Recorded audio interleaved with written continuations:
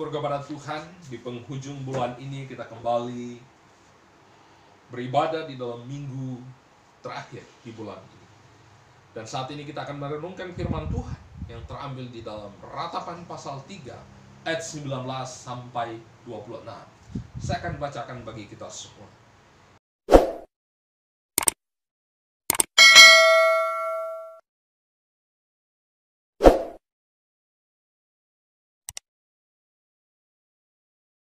Ingatlah akan sengsaraku dan pengembaraanku, akan ipu dan racun itu.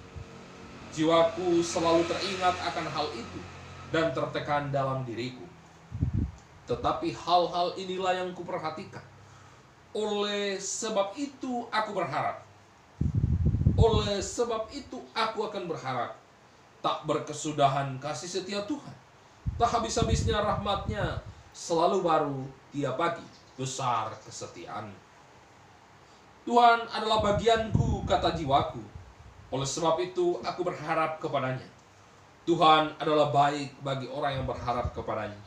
Bagi jiwa yang mencari Dia adalah baik menanti dengan diam pertolongan Tuhan. Amin. Bapak Ibu saudaraku yang diberkati dan dikasihi oleh Tuhan Yesus Kristus. Pada bagian firman Tuhan yang kita renungkan dan kita baca hari ini, saya memberikan tema berharap. Berharap adalah sesuatu hal yang dibutuhkan sebagai orang Kristen. Di tengah-tengah keterpurukan kita, di tengah-tengah pergumulan kita, ketika tanpa pengharapan, maka selesailah sudah hidup kita. Tetapi sekalipun kita mengalami pergumulan yang sangat besar, persoalan gejolak-gejolak yang luar biasa menghantam hidup kita, tetapi ketika kita masih berharap kepada Tuhan, maka percayalah, kita akan melewati semuanya itu bersama dengan Tuhan. Bapak Ibu saudaraku yang terkasih dan diberkati oleh Tuhan Yesus Kristus, kitab ini atau kitab Ratapan ini ditulis oleh Nabi Yeremia. Sehingga Nabi Yeremia seringkali disebut sebagai Nabi Peratap. Sekitar tahun 586 sampai 585 sebelum Masehi. Tema kitab Peratapan ini adalah kesusahan yang sekarang dan harapan masa depan. Syair penyesalan kesengsaraan karena dosa dan belas kasihan. Jadi temanya adalah bagaimana adanya kesusahan oleh karena dosa, tetapi ada pengharapan di masa depan karena ada kasih setia Tuhan. Luar biasa tema kitab Ratapan ini. Bapak Ibu saudaraku yang terkasih dan diberkati oleh Tuhan Yesus Kristus, khusus dalam bagian firman Tuhan ini, Yeremia mengingat bagaimana Yerusalem dihancurkan oleh Babel.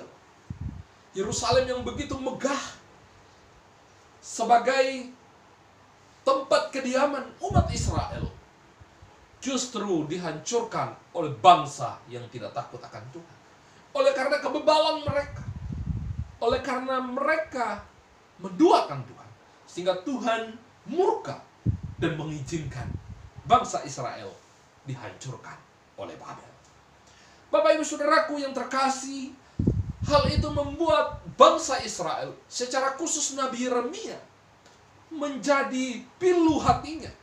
Bahkan di situ dikatakan itu menjadi ipu dan racun bagi diri Yeremia, yang mengakibatkan sengsara bagi dirinya.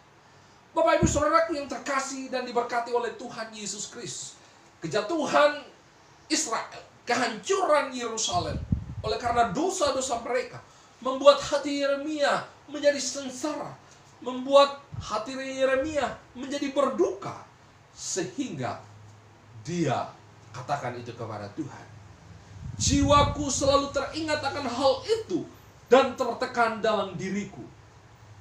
Hal itu membuat jiwanya tertekan. Tetapi Bapak Ibu saudaraku yang diberkati dan dikasihi oleh Tuhan, Yeremia tidak berhenti sampai di situ. Lewat peristiwa itu, Dia memperhatikan hal-hal yang sungguh luar biasa. Sehingga dia berharap kepada Tuhan. Mengapa? Ada dua hal yang membuat Yeremia berharap kepada Tuhan. Yang pertama, adanya kasih setia Tuhan. Oleh sebab itu aku akan berharap tak berkesudahan kasih setia Tuhan. Jadi yang pertama, kenapa Yeremia tetap berharap kepada Tuhan di tengah-tengah kepiluan hati, di tengah-tengah kesengsaraan, oleh karena bangsa Israel dan Yerusalem dihancurkan dan ditawan oleh Babel.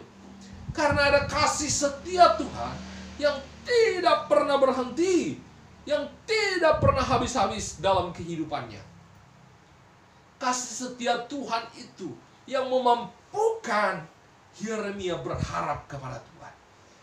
Sekalipun di tengah-tengah penderitaan, di tengah-tengah pergumulannya, dia melihat ada kasih setia Tuhan yang luar biasa.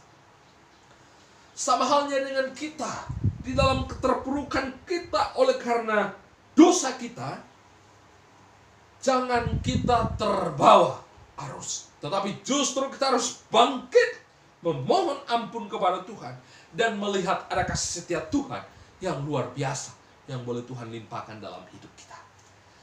Di tengah-tengah keterpurukan kita oleh karena persoalan, pergumulan, penyakit yang tak kunjung-kunjung sembuh, persoalan, pergumulan, masalah kehidupan rumah tangga dan pekerjaan, mari kita terus berharap karena ada kasih setia Tuhan yang tidak pernah habis, selalu baru dalam kehidupan kita, tak berkesudahan kasih setianya bagi kita yang berharap dan percaya kepadanya.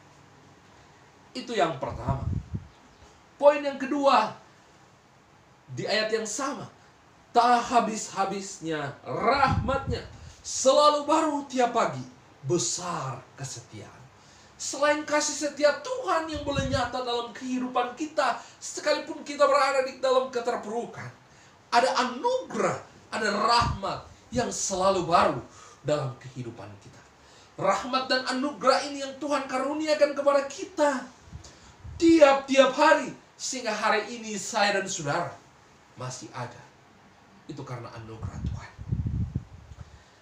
Hal yang dialami oleh Yeremia, sekalipun dia menderita, sekalipun dia sengsara, tetapi dia melihat bagaimana anugerah, rahmat Tuhan itu selalu baru dalam kehidupan mereka, dalam kehidupan pribadi Yeremia. Dan itu nyata. Bapak ibu saudaraku yang diberkati dan dikasihi oleh Tuhan Yesus Kristus, rahmat dan anugerah Tuhan selalu baru dalam kehidupan kita, di dalam keterpurukan kita, di dalam ketidakberdayaan kita, karena Tuhan senantiasa mengasihi kita. Percayalah dan yakinlah bahwa setiap pergumulan yang kita hadapi, di sana ada kasih setia Tuhan, di sana ada rahmat Tuhan yang baru, yang tidak pernah berkesudahan, yang memberikan kita kekuatan, yang memberikan kita pengharapan, sehingga kita tetap berada dalam naungan kasih setia Tuhan. Bapak ibu saudaraku yang terkasih di dalam Tuhan Yesus Kristus, dua hal inilah yang membuat Nabi Yeremia berharap kepada Tuhan. Dia tahu bahwa Tuhan adalah menjadi bagian dalam hidupnya, dalam jiwanya, dan dia tahu bahwa orang yang mencari dia, mencari Tuhan, Tuhan pasti akan memberikan pertolongan sesuai dengan waktu Tuhan. Bapak ibu saudaraku yang diberkati dan dikasihi oleh Tuhan Yesus Kristus, saya tidak tahu apa yang menjadi pergumulan dan persoalan dalam kehidupan kita, pribadi lepas pribadi. Tetapi hari ini Tuhan ingatkan kepada kita semua agar kita tidak pernah berhenti berharap. Karena ada kasih setia Tuhan, ada rahmat Tuhan, anugerah Tuhan yang selalu baru tiap-tiap hari, yang menjadikan kita, dasar kita untuk berharap dan menantikan pertolongan Tuhan. Kiranya berkat Tuhan, penyertaan Tuhan, anugerah daripada Tuhan selalu menyertai kita sekalian, mulai saat ini sampai Kristus datang pada kali yang kedua.